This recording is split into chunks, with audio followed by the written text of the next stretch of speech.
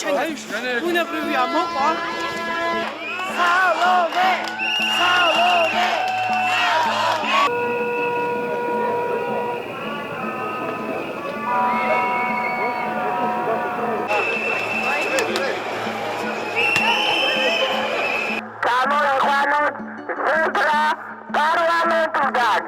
ძალიან მინდა რომ არ წაგვართვან ეს ევროპული მომავალი და ვაპროტესტებ იმას, რომ ჩვენი მთავრობა ჩვენი ნების მიუხედავად ესე ცალსახად გადაწყვეტეს, რომ რუსეთის მიმართულებით უნდა წაგვიყვანონ.